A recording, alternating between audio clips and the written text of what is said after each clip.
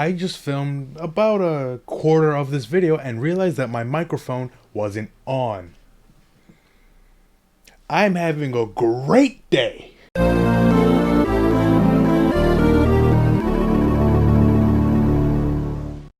It's no secret that Metroid 1 isn't the best game out there, but it was their first try, so I mean it was bound to have problems, and just because I don't like it doesn't mean that other people don't. But I mean, if only they just took another shot at it, maybe they could make one of the best games in the series. So they did. It's called Metroid Zero Mission, a full remake of Metroid 1 on the Game Boy Advance. This was actually the first Metroid game I ever played all the way through. I even own a physical copy, bitch! So clearly it's a pretty good starting point if I enjoyed it, but let's take a look at why I specifically think that. To start, this game controls just so much better. It's mostly just Fusion's physics, but way faster, and that makes it feel so good to run through and jump around.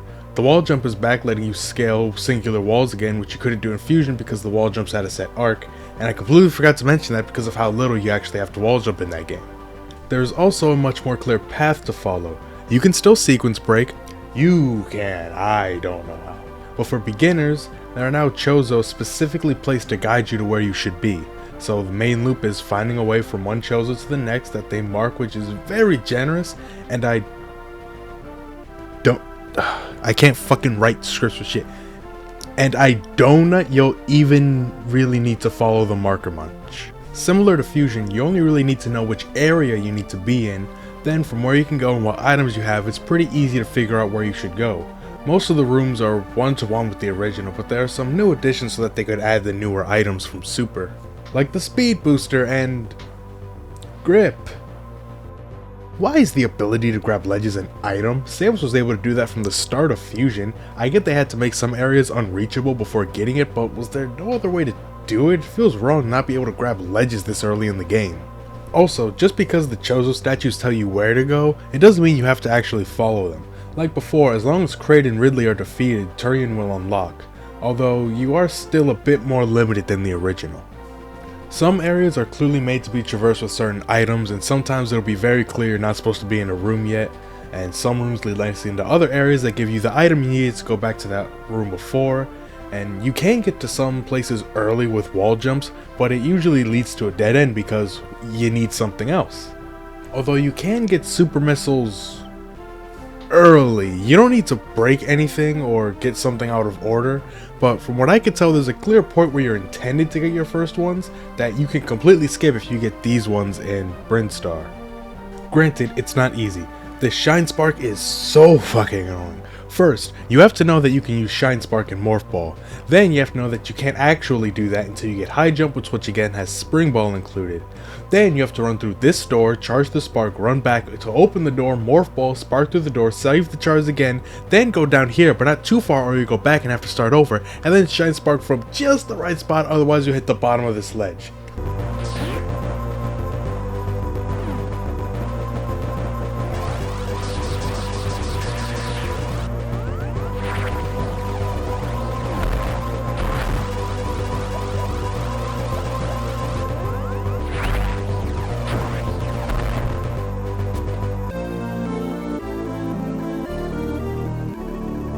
And your reward? 2 super missiles.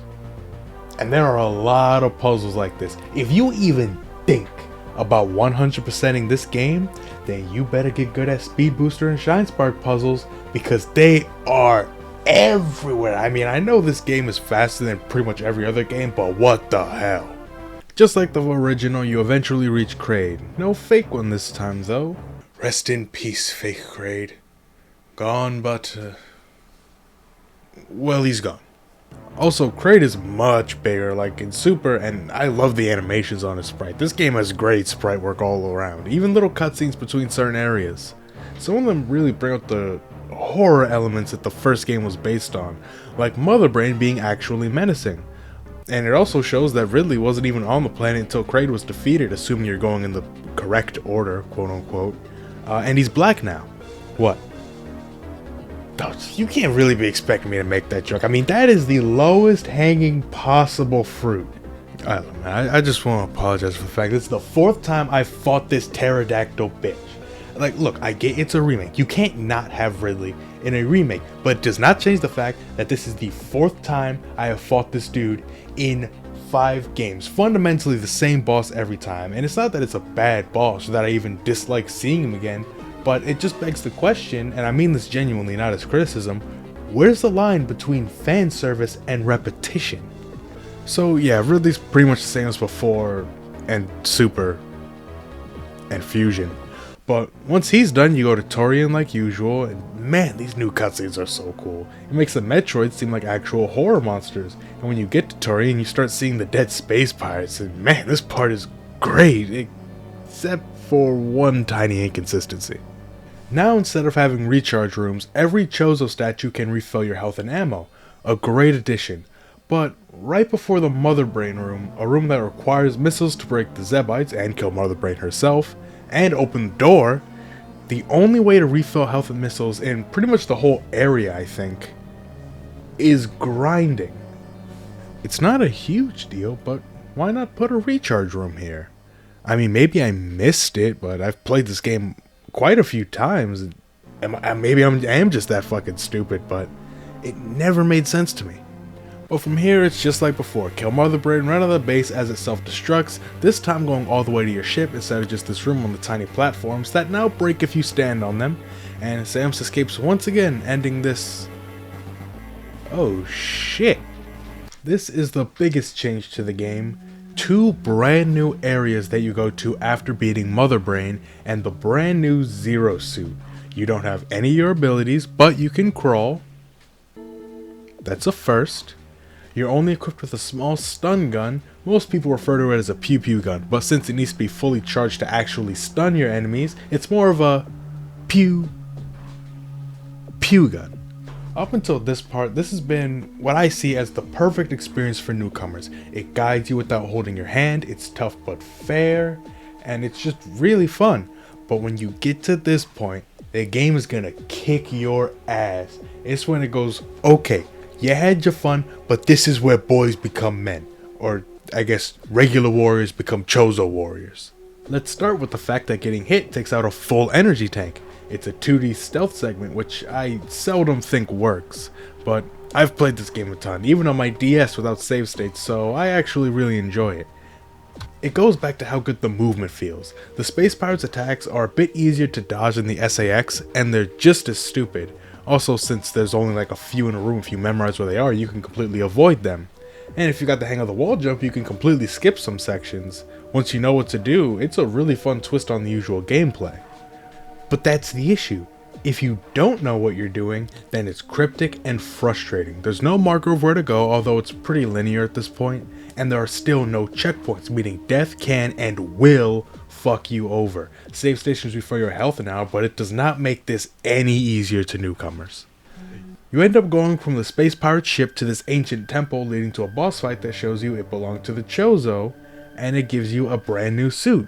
See, throughout the game you get these unknown items that make some blocks breakable, but until this point didn't work with your suit. This now unlocks them and reveals that they are the gravity suit, plasma beam, and space jump. While the stealth part can be very annoying to newcomers and fun to people who know what they're doing, the part after where you get this suit is cathartic for everyone. Now you're running through blasting away enemies you could only stun before, opening doors you couldn't, finding the power bombs they teased out this whole section. The only problem is that the Space Pirates don't drop anything. No health, no missiles. Like I said, the save stations refill, but it makes the inevitable rush to the end before the place explodes a bit harder. You can find your way back to the main areas to get the rest of the items, or you can make a beeline for Mecha Ridley because that makes it 5 Ridley fights for 5 games. That mixed with another rush to the end before a self-destruct, you see why I sort of question the line between tradition and just not having new ideas on how to end these games. Like I said, it's not that I don't like this being tradition, I just want to throw the conversation out there. At what point does something become tradition? Because other than Metroid 2, you fight Ridley in every game, which makes that the black sheep of the crowd for more reasons than one. You get it? Because the Game Boy is black and white? Also, I know the fights are different, like mechanic-wise. It's just funny conceptually, because like even the joke earlier where I mentioned you fight this boss 3 times, it's completely different in Metroid 1. I know that it's different. It's just funny to think that technically speaking, you fight this dude 1 time for every game, even though you don't do him in Metroid 2. So yeah. So I guess this is meant to explain how Ridley came back. Maybe he was always a robot and they just put scales on him so he looked organic, like a Terminator. But we kill him here. And in Prime. Then how did he come back from that? I guess, are they just making new ones each time? I think one's a clone. But like, man, why is there so much confusion about this one fucking lizard? Now that the lore has been updated for Samus to have killed Ridley a minimum of 5 times total, we can leave and escape to the future, with the last shot being of a cave drawing done by Samus as a child. It's not a cave drawing, it's a temple drawing. It's just etched into the wall. I don't know why I fucking said cave drawing. They're bird people, not people. But this is the only other mention that this was her home planet other than the intro that I forgot about. Because Samus without her nose is something that haunts my nightmares. Man, that must have been blowing this place up in Super. Must have been hard on her, even though she didn't really choose to. I guess it's a side of Samus that's not really explored in the games, the ramifications of these events unfolding, mainly on Samus. I know the graphic novels expand on it, but do I look like I know how to read? This is foreign to me. Although I did actually, just before I started recording, watch a fucking a video on like the story of these games, not the Prime ones. It's by King J Grib. He has really good fucking feels. He just made one on Kratos from God of War. It's really fucking good. Go watch that shit. So yeah, other than Super, this is my favorite game in the series so far. In fact, I think the only reason that I've played Super enough for me to fully appreciate it is because that's on the Switch and this isn't. I would love to dive into learning as much of this game as I have for Super, but I just never got around to it. And I mean, they really need to put this game on Switch along with Fusion and the original Metroid 2 and Samus Returns if possible. I don't know how they'd un-3DS that game. But ultimately, this game is the reason I'm a Metroid fan, and I always love coming back to it. This is undoubtedly my recommendation as a starting point for newcomers, even if it's just going up to Mother Brain and stopping, although I don't really recommend that because you don't just leave a pie half-baked. But this is also, I'm pretty sure, the first game to have an easy mode, which is, again, why this is so great for newcomers. It's a game that caters to old and new fans with pretty much no compromises. If you want to get in Metroid, or like the other games and for some reason just haven't played this one, then it is a must. It is just simply that much fun. I don't think it's amazing, but it is a really good time, and like I said, I always enjoy coming back to it. It may not be my favorite anymore, but it is a close third, but we'll get there. The next video is one that I feel like I have to make, but it's gonna be kinda difficult. I'm going to review Samus Returns on 3DS. The issue, I don't have a way to record 3DS footage, and there is very little on this earth that I hate more than DS and 3DS emulation. I just do not find it fun at all. So I'll either ask someone else for footage, use fucking B-roll, maybe I don't even use gameplay footage. I'm going to figure it out. I'm willing to take suggestions that aren't just do this to your 3DS, or I know it's surprisingly easy to mod your 3DS. There's one small issue. I'm a fucking idiot, and I do not trust myself to even do something as simple as that.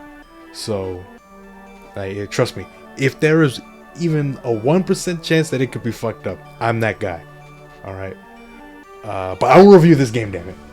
So I've rambled on way too fucking long. Wait, long enough. So, and like the video, subscribe, notifications on, because I'm running out of convincing reasons. If it's your birthday, happy birthday, and I will see you